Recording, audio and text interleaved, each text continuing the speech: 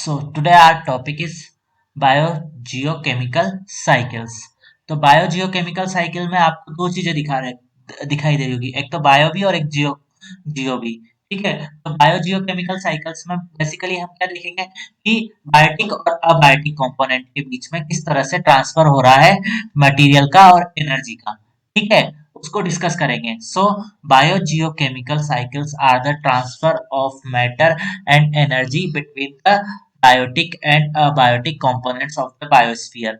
अब आप बायोस्फीयर देखते हैं, बायोस्फीयर में आपको क्या है, लिविंग और नॉन लिविंग दोनों ही चीजें मिलकर बायोस्फीयर को फॉर्म कर रही है। ठीक है, तो बायोटिक और अबायोटिक कंपोनेंट जो बायोस्फीयर के हैं उनके बीच में क्या है, ट्रांसफर किस तरह से हो रहा है मैटर का और एनर्जी का। ठीक है, बायोटिक और अबायोटिक कंपोनेंट के बीच में मैटर्स और एनर्जी का ट्रांसफर किस मेथड से हो रहा है, वो सब क्या है बायोजियोकेमिकल साइकिल्स के अंदर हम पढ़ते हैं। ठीक है, so the common biogeochemical cycle are, यहाँ पर कुछ कॉमन बायोजियोकेमिकल साइकिल आपको दिए हुए हैं। Number one is water cycle, second is nitrogen cycle, third one is carbon cycle and fourth one is oxygen cycle. तो ये डिफरेंट डिफरेंट साइकिल आपको यहाँ पर फोर डिफरेंट साइकिल दिए हुए हैं, जो आपको देखना है कि किस तरह से इन सब सब्सटेंसेस का क्या होता है, एक फ्लो या ट्रांसफर जो है आपके बायोस्फीयर में बना रहता है between biotic and abiotic component. So number one is water cycle. When water bodies are heated during the day, a large amount of water evaporates and rises up. अब आपको पता है, हमने पहले भी पढ़ा जब रेन पढ़ रहे थे। ठीक है, तो रेन साइकिल में क्या देख रहे थे आप कि जो आपके पास बहुत सारी डिफरेंट डिफरेंट वाटर बॉडीज है। ठीक है, ओशियन से लेकर के जो आपके स्मॉल पॉन्ड्स है वहां तक। ठीक है, वो डे टाइम में हीट हो जाते हैं और एक large amount of water evaporate हो जाता है और राइज अप कर जाता है। ठीक है, इवोपरेट होकर राइज अप कर जाता है। आप में से कोई बताएगा इवोपरेट क्या होता है? मैंने कल या परसों इसको डिस्क्राइब किया था। What do you understand by evaporation? कोई भी Please repeat question. Sir, the turning of Sir, water into vapors one by one above बोलो, us. जो भी बोल रहा है वन बाय वन sir, बोलो। हाँ, sir, one. it is the process of Sir, turning from changing liquid of water or any liquid into its vapor below its boiling point. Yes, below it's boiling point, very good. तो right answer यही है कि उसके boiling point से below वाले temperature पे। ठीक है, कोई भी सब्सटेंस अगर वेपर में कम कन्वर्ट हो जाता है, ठीक है, जैसे वाटर में ही होता है बेसिकली। ये जो इवोपरेशन हम बोलते हैं वो वाटर के लिए ही बोलते हैं। तो बेसिकली क्या है, वाटर क्या है, 100 डिग्री सेल्सियस के बिलो वाले टेम्परेचर पे क्या है, अगर वो वेपर में कन्वर्ट हो जाए तो उसको हम इवोपरेशन बोल देते हैं। तो large amount of water evaporates and rises up, और वो ऊपर की तरफ चला जाता है। बिकॉज इवोपरेशन होने में क्या है, उसका टेम्परेचर कुछ तो हाई होता है, और जिस भी चीज का टेम्परेचर हाई है, ठीक है, वो राइज अप करेगी, चाहे वो एयर हो।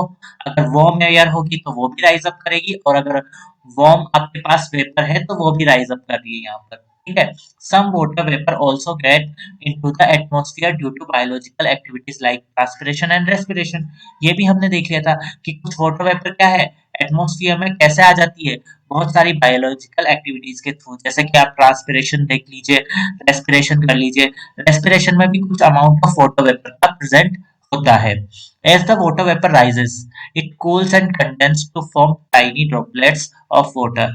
वही है, वाटर वेपर क्या करेगी, राइज अप कर जाएगी, और ऊपर जाने के बाद क्या होगा, इसका टेम्परेचर धीरे धीरे डाउन होगा। So it cools and condenses, condenses mean droplets में कन्वर्ट हो जाना, है ना, and to form tiny droplets. One second, और टाइनी ड्रॉपलेट्स ये बना लेती है आपके पास।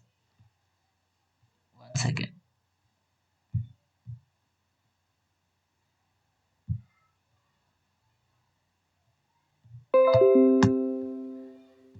सो बेसिकली क्या है, यहाँ पर टाइनी ड्रॉपलेट्स ऑफ वाटर यहाँ पे फॉर्म हो गई।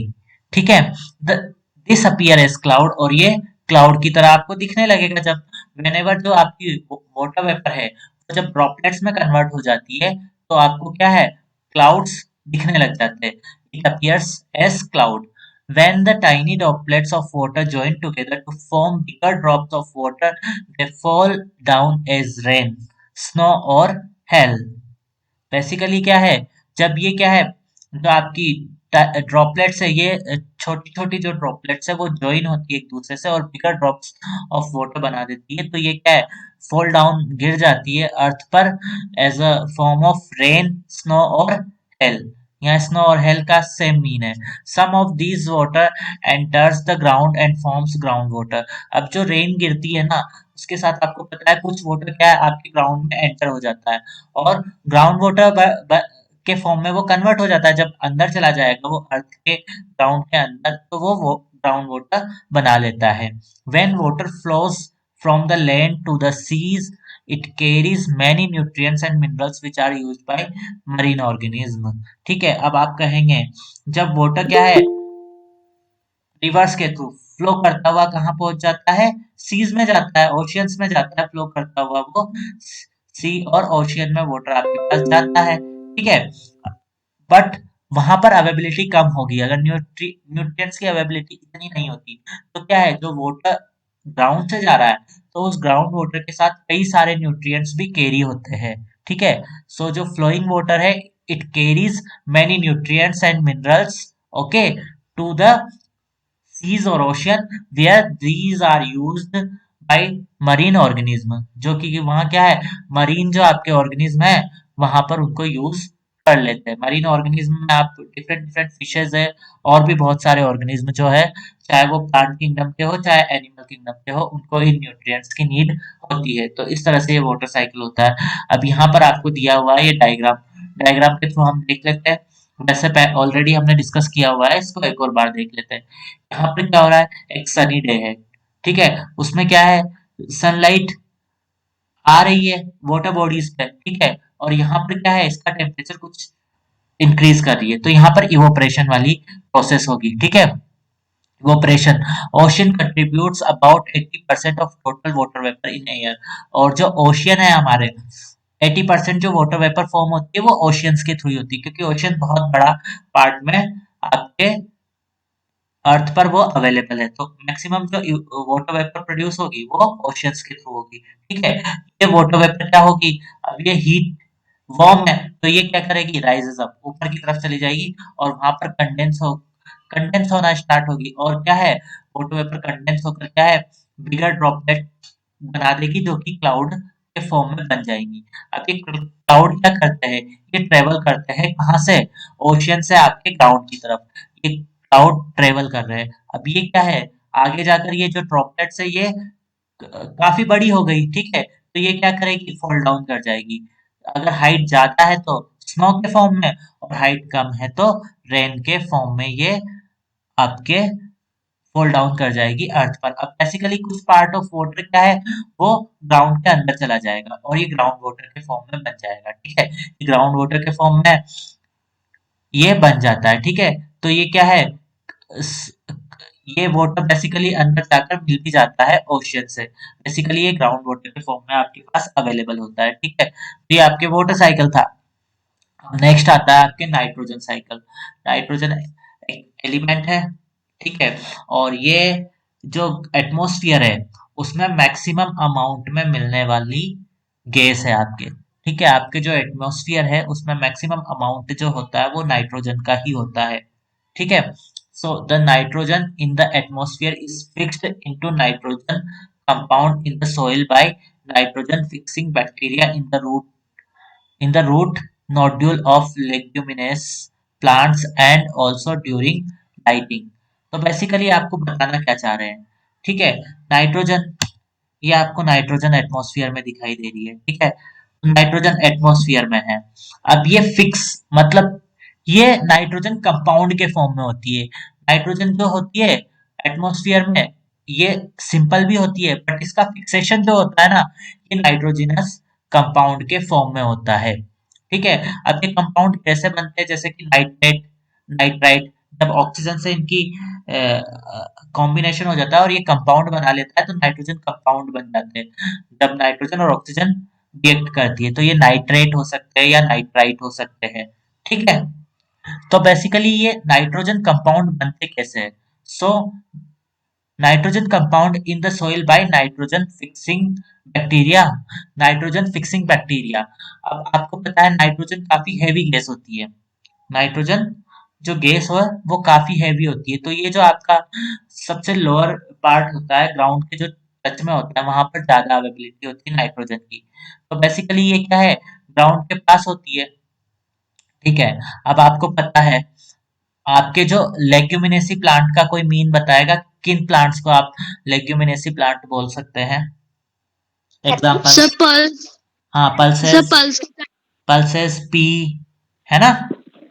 ठीक है, ये जो एग्जाम्पल है ये लेग्यूमिनेसी प्लांट के एग्जाम्पल है। तो इनकी जो रूट्स होती है ना उनमें नोड्यूल्स होते हैं। नोड्यूल आप बोल सकते हैं मतलब मोटी मोटी गांठें टाइप में। तो इस इनकी रूट में नोड्यूल होते हैं और वहां पर होते हैं कुछ बैक्टीरिया। ठीक है, नाइट्रोजन फिक्सिंग बैक्टीरिया। ठीक है, वो बैक्टीरिया क्या करते हैं, जो नाइट्रोजन अवेलेबल है आपके पास उस नाइट्रोजन को रिसीव करेंगे और उसको रिसीव करके क्या करेंगे, वो नाइट्रोजन के कंपाउंड बना देंगे, जैसे कि नाइट्रेट बना दिया या नाइट्राइट बना दिया। ठीक है, तो बेसिकली क्या है, एक तो एक तो मेथड ये है नाइट्रोजन फिक्सेशन का कि जो आपके लेग्यूमिनेसी प्लांट है उनकी रूट नोड्यूल में प्रेजेंट बैक्टीरिया उस नाइट्रोजन को गेन करेंगे और उसके बाद क्या है, उस नाइट्रोजन को क्या करेंगे, कंपाउंड में बदल देंगे, या तो नाइट्रेट के फॉर्म में या नाइट्राइट के फॉर्म में। ठीक है, इसके अलावा एक और प्रोसेस है जिसके थ्रू क्या है, नाइट्रोजन कंपाउंड बन सकते हैं और वो प्रोसेस है लाइटनिंग। ठीक है, जब भी लाइटनिंग होती है आपके, ठीक है, रेन होती है, रेन के टाइम पर आपने देखा है लाइटनिंग होती है, तो लाइटनिंग जब होती है तब भी वो लाइटनिंग होने की वजह से क्या है, जो आपके एटमोस्फियर की नाइट्रोजन है वो ऑक्सीजन से रिएक्शन कर लेती है और क्या है, नाइट्रेट और नाइट्राइट मीन नाइट्रोजन कंपाउंड का फॉर्मेशन कर देती है। This these nitrogen compound are taken by plants and used to make proteins। अब जो ये नाइट्रोजन कंपाउंड बने ना नाइट्रेट और नाइट्राइट के फॉर्म में, ये प्लांट्स इनको ले लेते हैं। ठीक है, प्लांट्स एब्जॉर्व कर लेते हैं क्योंकि ये क्या है, सोइल में बनता है। ये जो फिक्सेशन हो रहा है ना वो सोइल में हो रहा है। तो बेसिकली इन नाइट्रोजन कंपाउंड को क्या है, प्लांट्स रूट के थ्रू क्या कर लेते हैं, ऑब्जर्व कर लेते हैं and use to make proteins, और वहां पर क्या डिफरेंट डिफरेंट प्रोटीन्स ये बना लेते हैं plants. When animal eat plants they also get proteins, और जब एनिमल्स इन प्लांट को खाते हैं तो वो जो प्रोटीन है वो एनिमल्स में भी चले जाते हैं। जैसे कि आपको पता है ना कि प्रोटीन जो डिफरेंट डिफरेंट पल्सेस होती है उनमें काफी प्रोटीन होते हैं। ठीक है, तो प्रोटीन कैसे फॉर्मेशन हो रहा है, वो इसी तरीके से फॉर्मेशन हो रहा है कि नाइट्रोजन के जो सब्सटेंस है, नाइट्रोजन के जो कंपाउंड है वो प्लांट के अंदर है, इसलिए क्या है उनके थ्रू ये प्लांट्स प्रोटीन का फॉर्मेशन कर रहे हैं। When animals eat plant they also get proteins, then plants and animals die. अब क्या है, प्लांट्स और एनिमल्स मर जाएंगे। ठीक है, तो bacteria convert the proteins into nitrogen compound like nitrates and nitrates. ठीक है, नाइट्राइट्स एंड नाइट्रेट्स। तो उसके बाद क्या होगा, अब मैंने कहा कि एनिमल और प्लांट्स की डेथ होगी। ठीक है, तो आपको पता है प्लांट की डेथ हो या एनिमल्स की डेथ हो, डिफरेंट डिफरेंट बैक्टीरिया वहां पर आते हैं और उसको क्या है, ऑब्जर्व करना स्टार्ट कर देते हैं। उस वाली कंडीशन में ये क्या है, जो प्रोटीन्स उस प्लांट और एनिमल की बॉडी में अवेलेबल थे उन प्रोटीन्स को गेन करेंगे और फिर क्या करेंगे, उनको क्या करेंगे, नाइट्रोजन कंपाउंड्स में कन्वर्ट कर देंगे। ठीक है, जो कॉम्प्लेक्स फॉर्म ली उन्होंने प्रोटीन की और उस कॉम्प्लेक्स फॉर्म को उन्होंने सिंपल फॉर्म में कन्वर्ट कर दिया, मीन नाइट्रोजन कंपाउंड में कन्वर्ट कर दिया, नाइट्राइट के फॉर्म में और नाइट्रेट्स के फॉर्म में। Other bacteria convert these nitrogen compounds back into nitrogen in the atmosphere, और उसके साथ क्या करे, दूसरे जो बैक्टीरिया है ना वो कन्वर्ट कर देते हैं वापस से जो नाइट्रोजन कंपाउंड को नाइट्रोजन। ठीक है, कुछ बैक्टीरिया तो ऐसे होते हैं जो क्या कर रहे हैं, जो नोड्यूल में प्रेजेंट है लेग्यूमिनेसी प्लांट के, वो क्या कर रहे हैं, जो एटमॉस्फेयर की नाइट्रोजन है उसको क्या है, नाइट्रोजन के कंपाउंड्स में कन्वर्ट कर रहे हैं। बट कुछ बैक्टीरिया ऐसे हैं आपके अर्थ पर जो क्या कर रहे हैं, जो आपके नाइट्रोजन के कंपाउंड है उनको क्या कर रहे हैं, एटमॉस्फेरिक नाइट्रोजन में कन्वर्ट कर रहे हैं। ठीक है, तो दोनों तरह के बैक्टीरिया है यहाँ पर। तो वापस से नाइट्रोजन कहाँ से ली थी हमने, एटमॉस्फेयर से, और वापस वो नाइट्रोजन एटमॉस्फेयर में ही पहुंच गई। ठीक है, nitrogen is an essential component of biological molecules like proteins, nucleic acid and some vitamins. तो वाइटामिन्स, सो नाइट्रोजन क्या है, एक एसेंशियल कंपोनेंट है।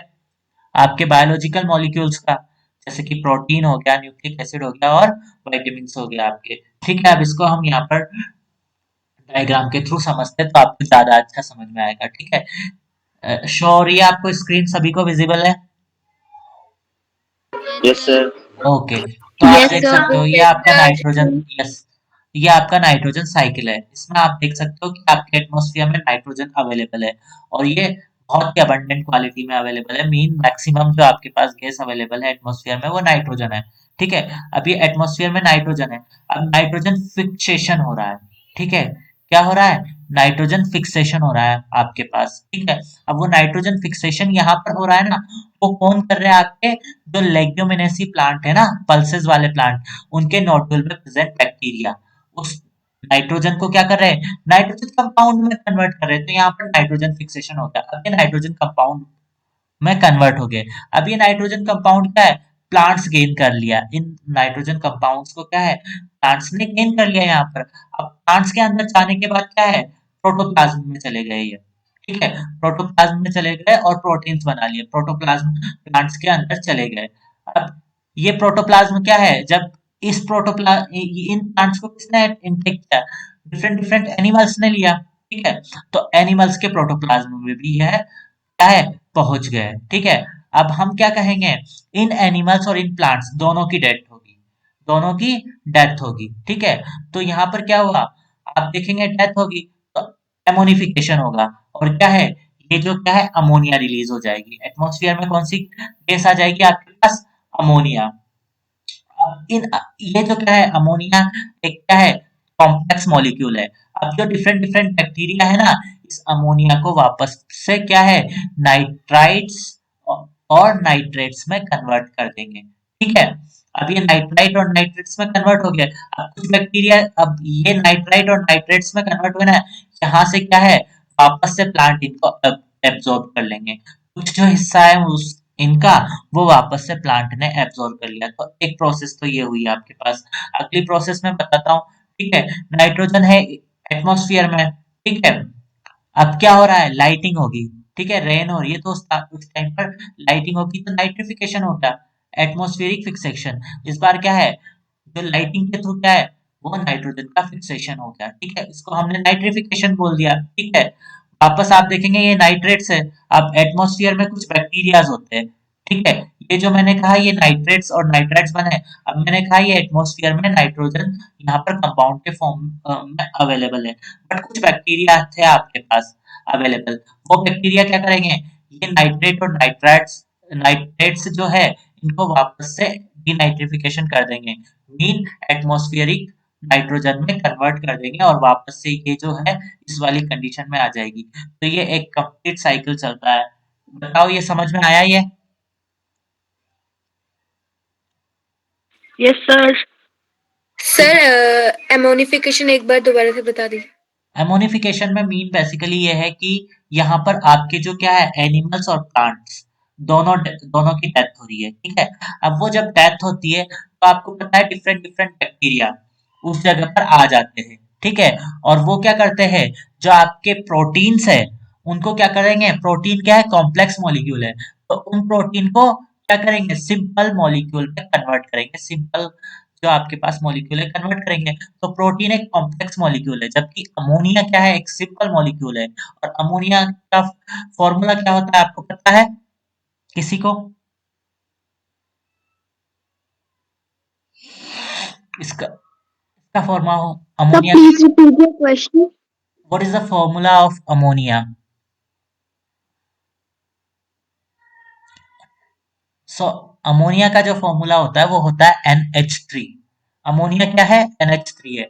मीन इसमें नाइट्रोजन और हाइड्रोजन अवेलेबल है, तो यहाँ पर ये अमोनिया बन गया। तो अब बेसिकली ये क्या है? कॉम्प्लेक्स मॉलिक्यूल्स है, सिंपल मॉलिक्यूल बनता है, तो ये अमोनिया का फॉर्मेशन हो रहा है। तो इसको ही हमने अमोनिफिकेशन बोला है। ठीक है, यहाँ पर ये कहना चाह रहे हैं। आपको पता है वो जो स्मेल आती है कुछ भी जब एनिमल की डेथ हो जाती है और वहां पर बहुत सारे बैक्टीरिया इकट्ठे हो जाते हैं, तो वो स्मेल आती है, वो बेसिकली अमोनिया की वजह से ही आती है हमें। ठीक है, और किसी को कोई प्रॉब्लम? Okay sir. और किसी को कोई प्रॉब्लम? नहीं है? नेक्स्ट साइकिल पढ़े? Yes, sir. Yes, sir. Next है आपके पास कार्बन साइकिल। ओके, कार्बन भी एक बहुत ही इंपॉर्टेंट एलिमेंट है आपकी लाइफ के लिए, बिकॉज जो भी लिविंग ऑर्गेनिज्म आपके पास है वो उन सब में कार्बन अवेलेबल होता है। लिविंग ऑर्गेनिज्म होने के लिए कार्बन होना जरूरी है, ठीक है। तो carbon in the form of carbon dioxide is used by plants to prepare glucose by the process of photosynthesis. तो यहाँ फोटोसिंथेसिस की एक सिंपल सी प्रोसेस दी हुई है कि एटमॉस्फेयर में आपके पास कार्बन डाइऑक्साइड अवेलेबल है, उसका प्लांट्स यूज करते हैं, ठीक है, और उससे क्या है करते हैं, अपना फूड प्रिपेयर कर लेते हैं ग्लूकोज के फॉर्म में, है ना, prepare glucose by the process of photosynthesis. और फोटोसिंथेसिस की प्रोसेस से वो कार्बन डाइऑक्साइड को से क्या कर लेते हैं, ग्लूकोज प्रिपेयर कर लेते हैं। The glucose is used to provide energy and to convert into other organic compounds when animal eat plants it। ये 1 सेकेंड, थोड़ा इसको हाफ हाफ करके पढ़ते हैं। तो the glucose is use to provide energy and to convert into other organic compounds, ठीक है। Glucose का क्या वो होता है आपके पास वर्क, एनर्जी प्रोवाइड करना, ठीक है। कार्बोहाइड्रेट जो होता है ना वो भी ग्लूकोज का ही एक टाइप है, ठीक है, ग्लूकोज का ही टाइप है कार्बोहाइड्रेट, और वो क्या करता है आपको एनर्जी प्रोवाइड करता है। तो glucose is used to provide energy and to convert into other organic compound. और साथ ही क्या है, जो अदर ऑर्गेनिक कंपाउंड है उनको भी वो भी क्या है, ग्लूकोज बाद में उनमें कन्वर्ट हो जाता है, ठीक है। जो डिफरेंट डिफरेंट प्रोटीन्स आपके पास फॉर्म हो रहे हैं वो क्या है, ग्लूकोज बाद में डिफरेंट डिफरेंट एक्टिविटीज के थ्रू उन डिफरेंट डिफरेंट ऑर्गेनिक कंपाउंड में कन्वर्ट हो जाता है। When animals eat plants, it enters the body of animals। और जब क्या है एनिमल्स प्लांट्स को ईट करते हैं तो ये जो कंपाउंड है, ठीक है, ये ऑर्गेनिक कंपाउंड मीन जो ये कार्बन है वो क्या है, एनिमल्स की बॉडी में भी एंटर कर जाता है। During respiration energy and carbon dioxide are produced, ठीक है। रेस्पिरेशन होता है तो आपके पास दो चीजें प्रोड्यूस होती है, some amount of energy produce होता है और साथ में क्या है, कार्बन डाइऑक्साइड भी वहां पर प्रोड्यूस होती है, ठीक है। तो आपके पास ये दो चीजें यहाँ पर प्रोड्यूस हो रही है, कार्बन डाइऑक्साइड, जब रेस्पिरेशन हो रहा है तो एक तो कार्बन डाइऑक्साइड प्रोड्यूस हो रही है और साथ में सम अमाउंट ऑफ एनर्जी भी आपको प्रोड्यूस हो रही है, ठीक है।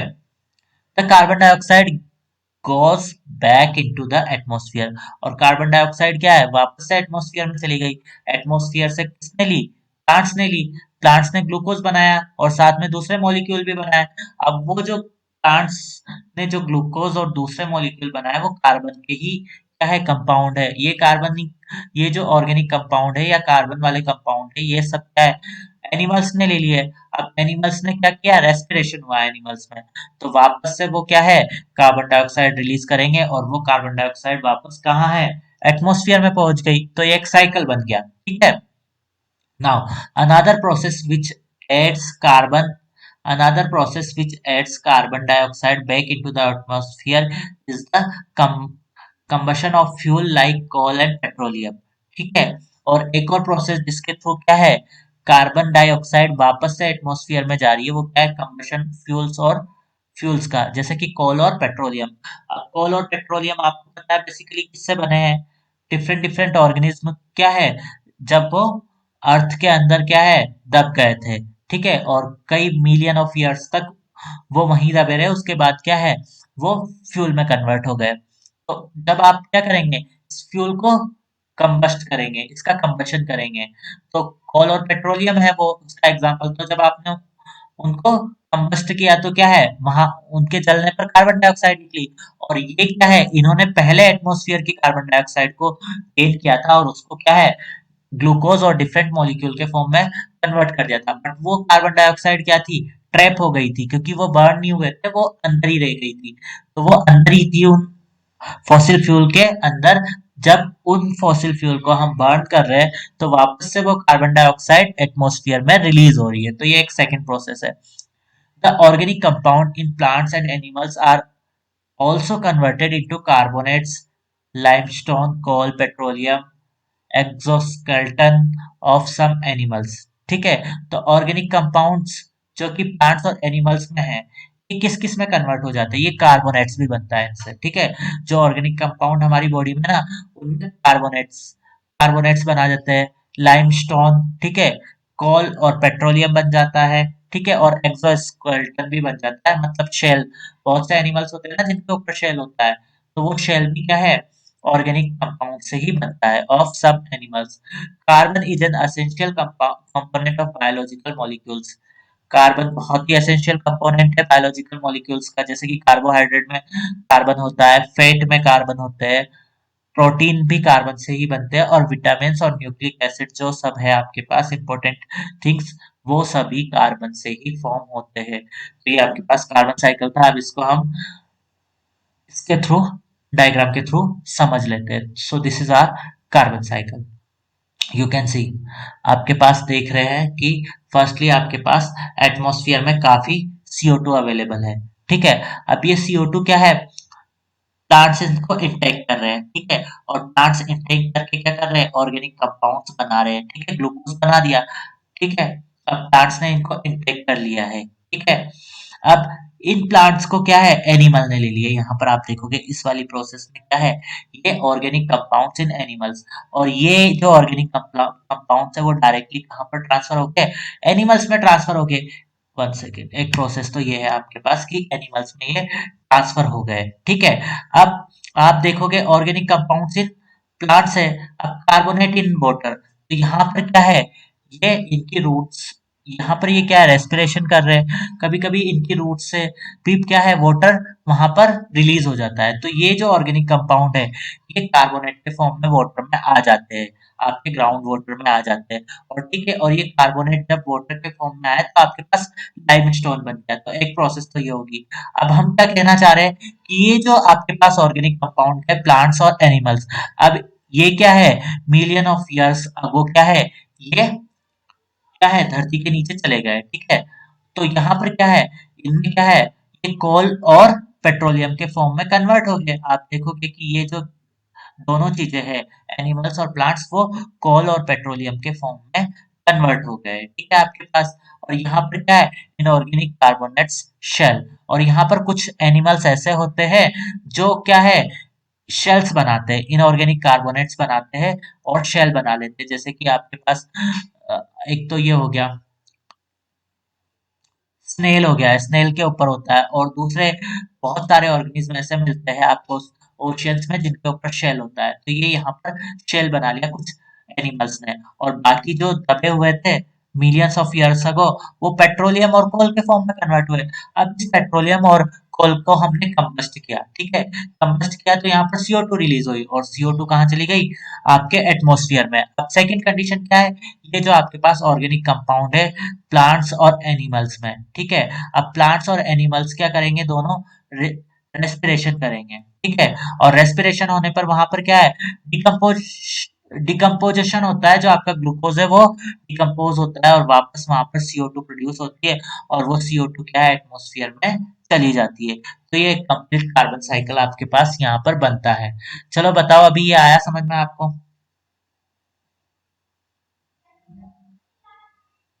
Yes, sir. बाकी सबको?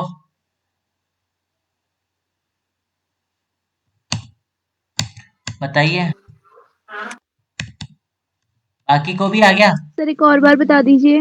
ओके, यहाँ पर देखो आप, ये एटमॉस्फेयर में आपके पास CO2 है, ठीक है, जो एटमॉस्फेयर में CO2 है वो है हमारे पास, ठीक है। अब इस CO2 को क्या है, सबसे पहले क्या है, प्लांट्स इनटेक कर रहे हैं, ठीक है, फोटोसिंथेसिस में, है ना। प्लांट्स फोटोसिंथेसिस में क्या करते हैं, कार्बन डाइऑक्साइड गेन करते हैं, ठीक है। तो प्लांट्स ने कार्बन डाइऑक्साइड को गेन कर लिया और फूड बना लिया, ऑर्गेनिक कंपाउंड बना लिया, ठीक है, ग्लूकोज बना लिया। अब ये जो ऑर्गेनिक कंपाउंड्स थे, ग्लूकोज जो बनाया, ये क्या है, प्लांट्स ने इन इन जो ये प्लांट्स जो है इनको एनिमल्स ने खाया, ठीक है। तो ये एनिमल्स के अंदर भी वो ऑर्गेनिक कंपाउंड्स आपके पास पहुंच गए, ठीक है। अब यहाँ पर एक और कंडीशन दी हुई है कि ऑर्गेनिक कंपाउंड्स इन प्लांट और ये कार्बोनेट्स इन वाटर। तो कभी कभी क्या है, यहाँ पर जो ऑर्गेनिक कंपाउंड बन रहे हैं ना, यहाँ से कार्बन क्या है आपके पास वाटर में आ जाता है, चाहे वो ग्राउंड वाटर हो या ट्रांसपिरेशन के फॉर्म में भी आ जाता है, जब ठीक है ये वाटर वेपर निकालते हैं, ठीक है। तो कार्बोनेट्स आ जाते हैं वाटर में, और ये कार्बोनेट्स जब वाटर में आते हैं तो आपके पास लाइमस्टोन बन जाता है। ठीक है, अब ये लाइमस्टोन आपके पास बन चुका है। अब यहाँ पर आप देखोगे कि ये जो ऑर्गेनिक कंपाउंड्स प्लांट्स में और एनिमल्स में है, तो इन दोनों, ये क्या है, मिलियंस ऑफ ईयर्स अगो कहाँ है, वो फॉसिल फ्यूल में कन्वर्ट हो गए। ठीक है, चले गए धरती के अंदर और फॉसिल फ्यूल में कन्वर्ट हो गए। तो इनसे क्या बना, आपके पास पेट्रोलियम और कोल बन गया। अब पेट्रोलियम और कोल को आप कंबस्ट करते हो, ठीक है, जला रहे हैं, तो जलाते हैं तो आपको धुआं उठता हुआ दिखाई देता है बहुत सारा, तो वो क्या होती है, कार्बन डाइऑक्साइड होती है। तो इस प्रोसेस के थ्रू सारी कार्बन डाइऑक्साइड जो क्या है, हमने ट्रैप करी थी, वो वापस से एटमॉस्फेयर में आ गई। ठीक है, कार्बन डाइऑक्साइड के फॉर्म में वापस से एटमॉस्फेयर में आ गई। ठीक है, और यहाँ पर कह रहे हैं कि ये जो ऑर्गेनिक कंपाउंड्स इन एनिमल्स है ना, अब ये जो ऑर्गेनिक कंपाउंड है ना एनिमल्स में, इसमें से कुछ एनिमल्स ऐसे होते हैं जो इनको क्या है, इन ऑर्गेनिक कंपाउंड्स को क्या है, इन ऑर्गेनिक कार्बोनेट्स में कन्वर्ट कर देते हैं एज अ शेल। जो उनकी शेल बनी होती है ना कार्बोनेट्स की, आपने देखी होगी। ठीक है, तो उस शेल में ये कन्वर्ट यहाँ पर कर देते हैं। तो ये वाली प्रोसेस है। अब यहाँ आप कहेंगे कि यहाँ क्या हो रहा है, तो आपके पास प्लांट्स और एनिमल्स है। अब प्लांट्स और एनिमल्स दोनों रेस्पिरेशन करते हैं। ठीक है, और रेस्पिरेशन में क्या होता है, जो आपकी ग्लूकोज है, जो आपका फूड है, वो ब्रेक डाउन होता है और वहां पर CO2 रिलीज होती है। तो वापस CO2 कहाँ चली गई, इस वाली प्रोसेस से भी एटमॉस्फेयर में आ गई। मतलब हमने CO2 गेन करी थी हर जगह से, और डिफरेंट डिफरेंट फॉर्म से होते हुए, ट्रांसफर होते हुए वापस CO2 एटमॉस्फेयर में आ गई, और ये एक कंप्लीट साइकिल आपके पास कंप्लीट हुआ। चलो, आया समझ Yes, sir. सभी Yes, को? sir. सभी को? हम्म, Yes, sir. ओके, चलो नेक्स्ट कर लेते हैं। Yes, sir. बहुत कम बचा हुआ है, चलो इसको खत्म करते हैं हम, अब ज्यादा नहीं बचा हुआ। तो आपके पास अगला आता है ऑक्सीजन साइकिल। ऑक्सीजन साइकिल भी वैसे ही है जैसे आपके पास कार्बन साइकिल था और नाइट्रोजन साइकिल था। ठीक है, तो oxygen in the atmosphere is used for respiration. Oxygen का यूज हम किस लिए करते हैं, रेस्पिरेशन के लिए करते हैं। ठीक है, oxygen in the atmosphere is used for respiration. Basically हम तो रेस्पिरेशन में कर रहे हैं, इसके अलावा कंबशन में भी इसका यूज होता है। आप बताइए, अगर ऑक्सीजन नहीं होगी तो कोई भी चीज कंबस्ट हो सकती है या नहीं हो सकती? No, sir. नहीं होगी, No, बिकॉज sir. ऑक्सीजन की नीड होती है, क्योंकि अगर आपको कंबशन करना है तो ऑक्सीजन सबसे प्राइमरी थिंग है जो वहां पर नीड होगी। And formation of oxides of element, और साथ में ऑक्सीजन से क्या होते हैं, बहुत सारे ऑक्साइड भी बनते हैं एलिमेंट के। ठीक है, जैसे कार्बन डाइऑक्साइड बन गया, ये भी एक ऑक्साइड है। नाइट्रोजन डाइऑक्साइड बन गया। ठीक है, तो ये भी ऑक्साइड्स में काम आती है। तो ऑक्सीजन कहाँ कहाँ यूज कर रहे हो आप, एक तो सबसे इंपॉर्टेंट थिंग रेस्पिरेशन में यूज कर रहे हो, जब कंबशन हो रहा है वहां पर भी ऑक्सीजन काम आ रही है, और डिफरेंट डिफरेंट जो ऑक्साइड फॉर्म हो रहे हैं वहां पर भी आपके पास ऑक्सीजन काम आ रही है। So oxygen is sent back into atmosphere during photosynthesis। और ऑक्सीजन क्या है, कब रिलीज होती है, आप देख पाते हो कि कब रिलीज होती है, जब फोटोसिंथेसिस होता है। प्लांट्स फोटोसिंथेसिस कर रहे हैं तो कार्बन डाइऑक्साइड को तो वो गेन करते हैं और ऑक्सीजन को रिलीज करते हैं, तो वापस सेंट बैक करते हैं हम एटमॉस्फेयर में ऑक्सीजन को through photosynthesis। Oxygen is an essential component of biological molecules like carbohydrate, fats and proteins। और साथ में जैसे नाइट्रोजन एक एसेंशियल कंपोनेंट था बायोलॉजिकल मॉलिक्यूल्स का, ठीक है, कार्बोहाइड्रेट, फैट और प्रोटीन का, वैसे ही ऑक्सीजन भी क्या है, इन तीनों का एक बहुत ही इंपॉर्टेंट एसेंशियल कंपोनेंट है, कार्बोहाइड्रेट, फैट और प्रोटीन का। अब इसको साइकिल के थ्रू देख सकते हैं। आप देख पा रहे हैं आपके पास एटमॉस्फेयर में नाइट्रोजन अवेलेबल है ना, ये अब इस ये जो ऑक्सीजन अवेलेबल है एटमॉस्फेयर में, ये क्या कर रहे हैं हम, रेस्पिरेशन। ठीक है, आपने क्या किया, रेस्पिरेशन हो गया। अब रेस्पिरेशन हो गया तो आप देखोगे कि CO2 रिलीज होगी।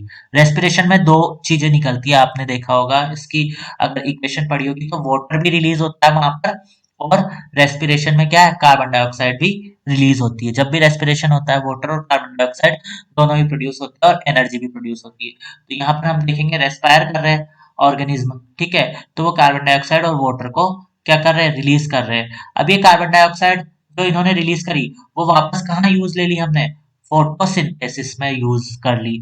और फोटोसिंथेसिस में यूज कर रहे हैं मतलब क्या बन रहा है वहां पर, ऑक्सीजन बन रहा है और ग्लूकोज बन रहा है, दो चीजें बन रही है बच्चों। फोटोसिंथेसिस में क्या है, इस कार्बन डाइऑक्साइड को जब गेट किया तो ऑक्सीजन रिलीज होगी और साथ में कुछ फूड बनेगा, तो ये फूड ये हो गया। जो ऑक्सीजन बनी वो तो एटमोस्फियर में चली गई, और ये जो फूड बनाया आपने, ये फूड क्या है, वापस से एनिमल्स ने इंटेक करा और वापस से रेस्पिरेशन हुआ। अब रेस्पिरेशन हुआ तो वापस से दो चीजें हुई, कार्बन डाइऑक्साइड रिलीज हुई और वाटर रिलीज हुआ। ठीक है, वापस फोटोसिंथेसिस हुआ और वापस फोटोसिंथेसिस हुआ, तो इस तरह से ये प्रोसेस कंटिन्यूअसली आपके पास चलती रहेगी, ये साइकिल कंटिन्यूअसली चलता रहेगा। ठीक है, अब बोलो इसमें कोई प्रॉब्लम?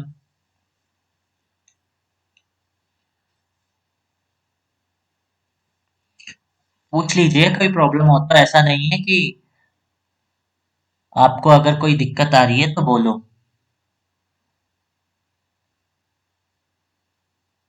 नहीं है कोई भी प्रॉब्लम? दोबारा बता। हाँ, दोबारा बताता हूँ मैं। ठीक है, ये क्या है, आपके एटमॉस्फेयर में नाइट्रोजन अवेलेबल है। ठीक है, अब ये एटमॉस्फेयर में नाइट्रोजन अवेलेबल है। अब आप क्या कर रहे हैं, ब्रीथिंग, मतलब आप रेस्पिरेशन कर रहे हो, है ना। ब्रीदिंग एक अलग प्रोसेस है, बट मैं उसको यही बोल रहा हूँ कि ब्रीथ कर रहे हो, आपने सांस ली। सांस ली तो आपके अंदर क्या चली गई, ऑक्सीजन चली गई। अब वो ऑक्सीजन कहाँ गई, सेल्स में चली गई, आपकी बहुत सारी सेल्स है वहां चली गई, और क्या हुआ आपके पास, रेस्पिरेशन हो गया। ठीक है, सेल के अंदर रेस्पिरेशन हो गया। अब रेस्पिरेशन हो गया आपकी सेल के अंदर, तो सेल क्या करेगी, वहां पर रेस्पिरेशन में दो प्रोडक्ट बनाएगी, एक तो कार्बन डाइऑक्साइड और एक वाटर।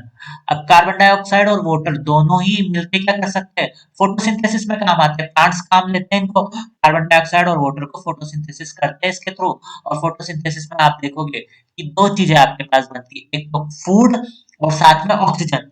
तो जो ऑक्सीजन बनी वो तो वापस एटमोस्फियर में चली गई, और जो फूड बना वो फूड क्या है, वापस से आपके ऑर्गेनिज्म ने लिया, चाहे वो प्लांट्स ले चाहे एनिमल्स ले। अब प्लांट्स ले चाहे एनिमल्स ले, वो क्या करेंगे, रेस्पिरेशन करेंगे।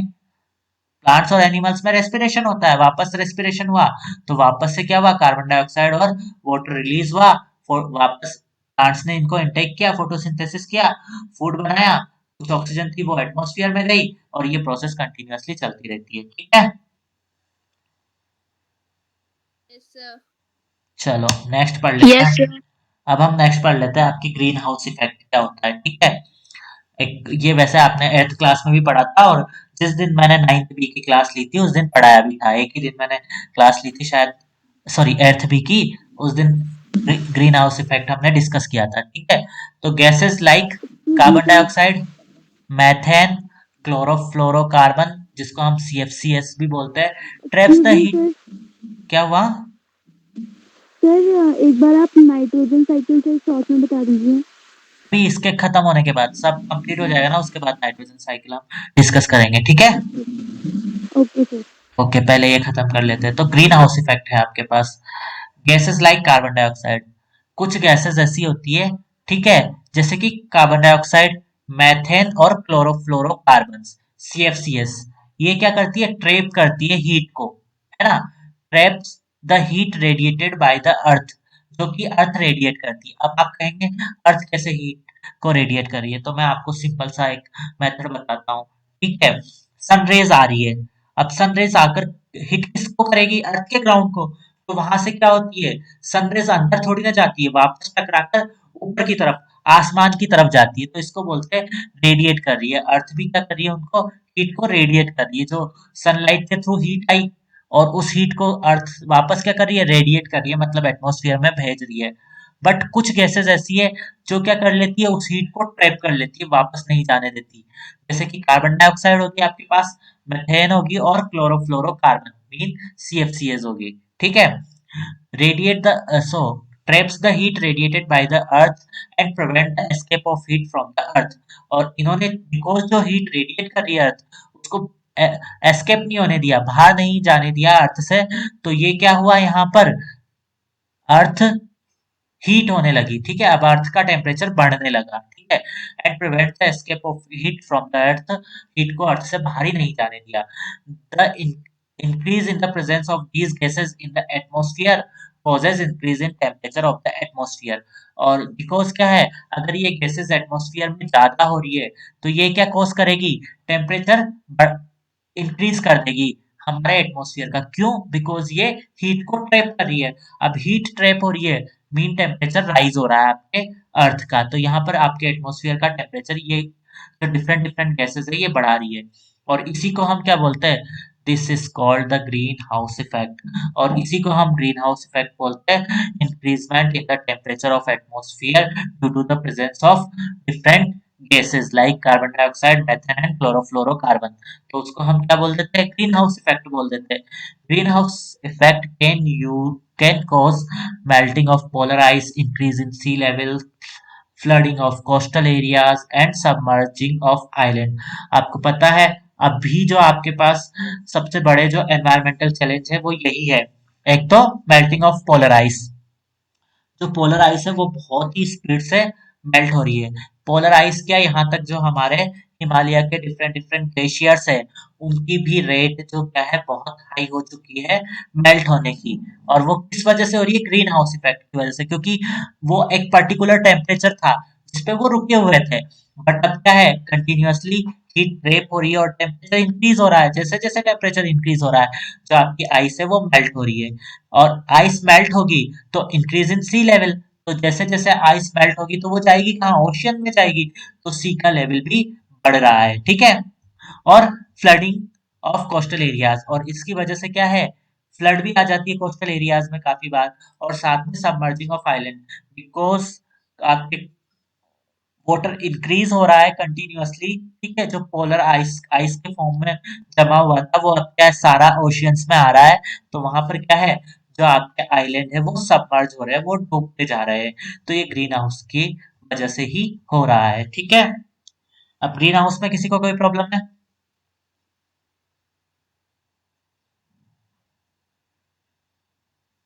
चलो, No, sir. Ozone layer. Next next topic is ozone layer, and I think this is the final topic. तो ओजोन लेयर, बेसिकली आपको पता है ओजोन एक लेयर प्रेजेंट है एटमॉस्फेयर में, आपके एक लेयर प्रेजेंट है जो कि अराउंड आपके 8 किलोमीटर और 10 किलोमीटर से स्टार्ट होती है और 70 किलोमीटर के लगभग जो क्या है वो अवेलेबल होती है, उसको बोलते हैं ओजोन लेयर, ठीक है। तो ओजोन किससे बनती है, ओजोन एक ऑक्सीजन का ही एक ऑक्सीजन का ही एक क्या है आप बोल सकते हो, अलग से फॉर्म होती है जब क्या है मॉलिक्यूल बनता है जब 3 ऑक्सीजन रिएक्शन करते हैं तो आपके पास ओजोन बनती है। सो ozone molecule contains 3 atom of oxygen. जो ओजोन का मॉलिक्यूल बना ना इसमें 3 ऑक्सीजन होते हैं, it contains three atoms of oxygen. तो ऑक्सीजन के 3 एटम होते हैं यहाँ पर। It is present in the upper layer of the atmosphere. ये अपर लेयर जो है एटमोस्फियर की वहां पर प्रेजेंट होती है। इट इज पॉइजनस गैस, ये पॉइजनस होती है। वैसे अगर ओजोन को डायरेक्ट आप ब्रीथ कर लो ना तो ये पॉइजनस होती है, आपको क्या करेगी, किल कर देगी।